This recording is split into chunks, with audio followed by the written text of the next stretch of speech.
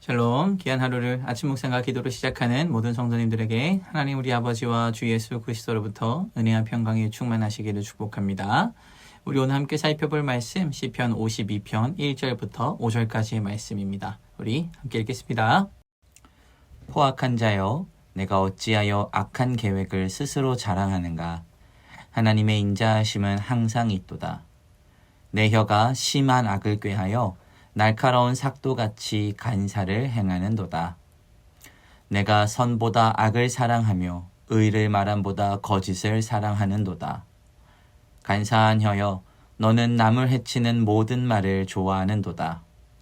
그런즉 하나님이 영원히 너를 멸하시며 너를 붙잡아 내 장막에서 뽑아내며 살아있는 땅에서 내 뿌리를 빼시리로다. 아멘. 오늘 말씀은 이제 다윗이 피난하던 시절에 들렸던 아히멜렉의 집을 자신의 출세와 성공을 위해서 진멸한 사람 도액에 대한 하나님의 말씀입니다. 그는 하나님의 반대편에 있었던 사람이었고 그를 통해 악한 일들이 이루어졌죠.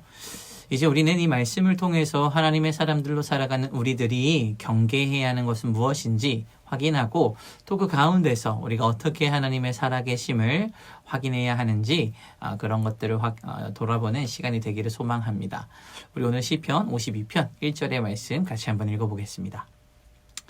포악한 자여, 내가 어찌하여 악한 계획을 스스로 자랑하는가? 하나님의 인자하심은 항상 있도다. 아멘. 다윗은 도액의 이 참상을 아히도벨의 아들을 통해서 전달받게 됩니다. 그리고 자신으로 인해 벌어진 이 슬픈 일들이 있게 되었다는 것을 알게 되죠. 그리고 이 이야기를 들은 다윗은 마음을 아파하면서 이 시편을 작성했습니다. 그런데 우리가 상식적으로 생각해 봤을 때 이런 일들을 겪게 되면 시편을 작성할 수 있는 정신이 있을까요? 당시 다윗의 상황을 조금 더 자세하게 살펴보기 위해서 그리고 오늘 시편 말씀을 잘 이해하기 위해서 우리 사무엘상 21장 1절부터의 말씀을 좀 길지만 같이 한번 읽어보겠습니다. 함께 읽겠습니다. 다윗이 노베 가서 제사장 아히멜렉에게 이르니 아히멜렉이 떨며 다윗을 영접하여 그에게 이르되 어찌하여 내가 홀로 있고 함께하는 자가 아무도 없느냐 하니 다윗이 제사장 아히멜렉에게 이르되 왕이 내게 이를 명령하고 이르시기를 내가 너를 보내는 것과 내게 명령한 일은 아무것도 사람에게 알리지 말라 하시기로 내가 나의 소년들을 이러이러한 곳으로 오라고 말하였나이다. 이제 당신의 수중에 무엇이 있나이까? 떡 5덩어리나 무엇이나 있는 대로 내 손에 주소서 하니 제사장이 다윗에게 대답하여 이르되 보통 떡은 내 수중에 없으나 거룩한 떡은 있나니 그 소년들이 여자를 가까이만 하지 아니하였으면 주리라 하는지라. 다윗이 제사장에게 대답하여 이르되 우리가 참으로 3일 동안이나 여자를 가까이 하지 아니하였나이다. 내가 떠난 길이 보통 여행이라도 소년들의 그릇이 성결하겠거든 하물며 오늘 그들의 그릇이 성결하지 아니하겠나이까 하매 제사장이 그 거룩한 떡을 주었으니 거기는 진설병 곧 여호와 앞에서 물려낸 떡밖에 없었음이라. 이 떡은 더운 떡을 드리는 날에 물려낸 것이더라. 그날에 사울의 신하 한 사람이 여호와의 앞에 머물러 있는데 그는 도액이라 이름하는 에돔 사람이요 사울의 목자장이었더라. 다윗이 아히멜렉에게 이르되 여기 당신의 수중에 창이나 칼이 없나이까? 왕의 일이 급함으로 내가 내 칼과 무기를 가지지 못하였나이다 하니 제사장이 이르되 내가 엘라 골짜기에서 죽인 블레셋 사람 골리앗의 칼이 보자기에 쌓여 에봇 뒤에 있으니 내가 그것을 가지려거든 가지라. 여기는 그것밖에 다른 것이 없느니라 하는지라. 다윗이 이르되 그 같은 것이 또 없나니 내게 주소서 하더라. 아멘. 사실 다윗은 이 아히도벨 제사장에게 거짓말을 했습니다. 아히도벨이 다윗의 모습을 보고 행색이 너무 추레해서 물어보죠. 왜 혼자 왔습니까? 그러니까 다윗이 거짓말합니다. 왕의 명령으로 어떤 사람한테도 알리지 않고 내가 여기까지 왔습니다. 그리고 내 수행원들은 이러이러한 곳에서 다시 만나기로 했습니다. 거짓말을 하죠. 그리고 그에게 물어봅니다. 먹을 것이 없습니까? 그래서 아히도벨은 별 의심 없이 다윗에게 진설병을 내어주죠. 그리고 이제 떠날 때가 돼서 또 물어봅니다. 창이나 칼이 없습니까? 그래서 아히도벨 제사장이 그에게 골리앗의 칼까지 내어줍니다. 이 모든 일들이 누구의 입으로부터 시작된 겁니까? 다윗의 거짓말부터 시작된 겁니다.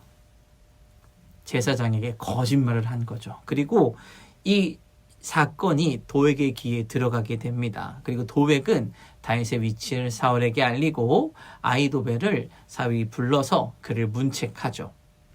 당시까지만 해도 아히도벨은 정말 아무것도 몰랐습니다. 그저 왕의 명령이었다고 믿었기 때문에 다윗을 두려운 마음으로 영접했습니다. 그에게 음식과 무기를 내어주었습니다. 이유는 무엇입니까? 그가 왕명으로 그곳에 왔기 때문이죠. 그렇게 아히도벨은 정말 억울한 상황에 있었습니다. 그리고 결국 억울한 죽음을 맞이하게 되는 것이죠. 그리고 다윗이 이 소식을 아히도벨의 아이를 통해서, 자녀를 통해서 아둘람굴에서 듣게 됩니다. 이 엄청난 참상을 듣고 난 후에 기록한 것이 오늘 이 시편의 말씀인 것이죠. 만일 이런 일들을 우리가 겪었다면 우리는 어떤 마음으로 하나님 앞에 나아갔겠습니까? 하나님에 대해선 또 어떻게 생각했겠습니까?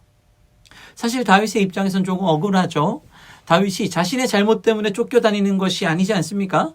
지금 쫓겨다니는 것도 통탄하고 슬퍼하고 하나님 앞에 불만을 표해야 할 일인데 거기에 더해서 자기 때문에 제사장이 죽었고 뿐만 아니라 그의 식솔들 85명이 다 죽었다는 소식을 듣게 된 겁니다.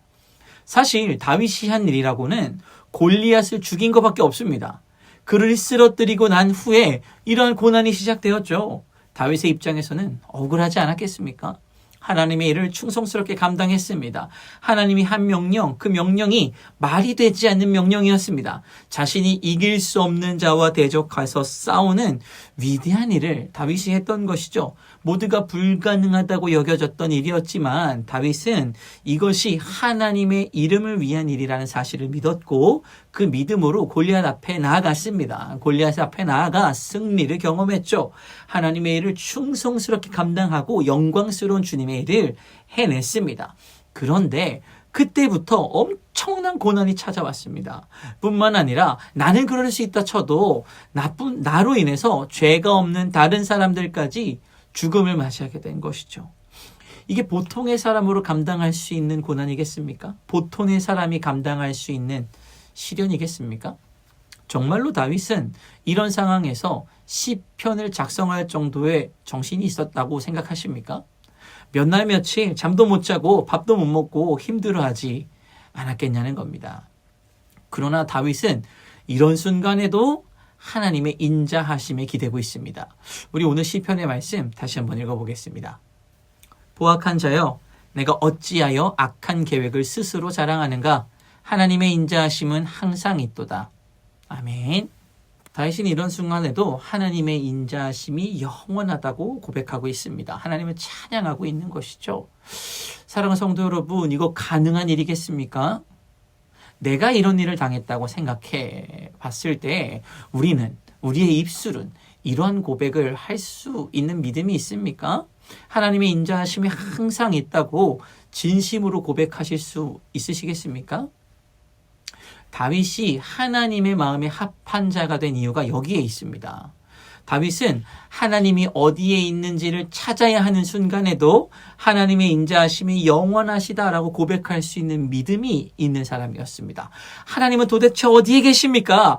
라고 말하는 순간에도 하나님의 인자하심은 여기에 있습니다. 라고 고백할 수 있는 믿음이 다윗에게 있었다는 것입니다. 이 이야기를 들었던 다윗의 당시 상황은 어땠습니까? 이스라엘 땅에 피할 곳이 없어서 블레셋에 갔습니다. 블레셋에서 미친 척을 하다가 쫓겨나다가 아둘람이란 동굴까지 숨어 들어간 것입니다. 이러한 고난과 어려움을 겪고 있는 와중에도 엄청난 소식을 듣게 됩니다. 그러면 상식적으로는 하나님은 도대체 저한테 왜 이러십니까? 해야 하는데 다윗은 그렇게 하지 않고 하나님의 인자하심은 영원하십니다. 라고 고백하는 모습을 보여주고 있는 것입니다. 사랑하는 성도 여러분, 고난의 시간이 찾아올 때, 고통의 문제가 찾아올 때, 하나님은 도대체 어디 있는지 모르는 것 같은 순간이 찾아올 때, 우리의 입술의 고백은 하나님의 인자하심은 영원하십니다. 라고 고백할 수 있어야 합니다. 이것이 우리의 신앙이 돼야 하는 것이죠. 이 신앙의 고백이 우리의 입술에 있을 때, 우리가 하나님의 마음에 합한 자로 서게 될 줄 소망합니다. 그렇게 믿습니다. 우리 오늘 말씀 다시 한번 같이 읽어보겠습니다.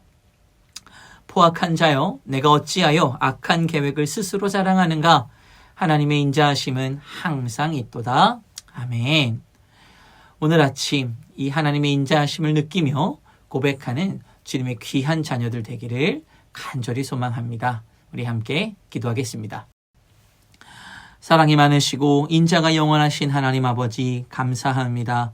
오늘 아침에도 주의 말씀을 통하여 주님의 뜻과 계획을 확인하게 하시고 주님의 뜻과 계획을 따라 살아가는 한 사람의 그리스도인들로 서게 하시니 감사합니다.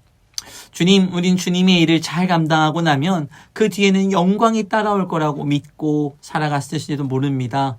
그러나 어떠한 순간에는 하나님의 일을 열심히 감당했음에도 하나님 우리가 고난을 만날 때도 있고 고통의 문제가 찾아올 때도 있고 사람으로 인하여 힘들어질 때도 있음을 말씀을 통하여 확인했습니다.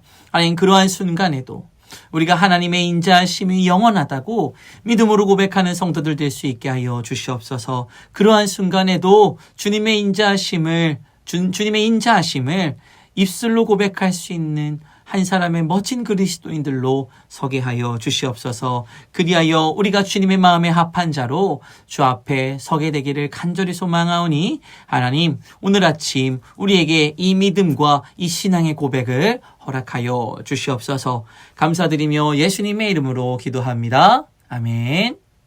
우리 시간 함께 기도할 도구기도 제목은 주일학교를 위해서 기도하겠습니다. 첫 번째로 주일학교 교사들과 맡겨진 사명을 위해서 기도하실 때 주일학교를 섬기는 각 부서의 교역자, 부장, 간사, 교사들에게 충만한 은혜를 부어주시도록 기도해 주십시오. 다음 세대를 향한 소망을 품고 맡은 학생들을 위해 사랑으로 섬기며 양육하는 데 최선을 다하고 또 교회 차원에서 교사들을 잘 세우고 제자 삼는 공동체의 목표를 잘 세워갈 수 있게 기도하겠습니다. 두 번째로 기도할 도구기도 제목은 주일학교 학생들의 비전과 영적 성장을 위해서 기도하겠습니다. 주일학교를 통해 하나님의 말씀에 따라 인생의 목적과 방향을 분명하게 세우고 주님께서 주시는 꿈과 비전을 마음에 품으며 자신을 이 땅에 보내셔서 지금까지 인도하시고 앞으로 나를 사용하기 원하시는 하나님의 뜻을 잘 분별하여 비전을 품고 쓰임받는 삶을 살아가는 우리 주일학교 학생들 될 수 있도록 우리가 함께 기도하겠습니다. 이 시간 마지막으로 교회를 위하여 기도하실 때 육신의 질병으로 치료 중에 있는 식구들과 생활에 어려움을 겪고 있는 식구들과 군 복무 중인 형제들과 타 지역에서 머물고 있는 교회 식구들과 학업 중에 있는 청년들을 위해 기도하시고 각자 기도 제목 가지고 함께 기도하도록 하겠습니다. 우리 함께 기도하겠습니다.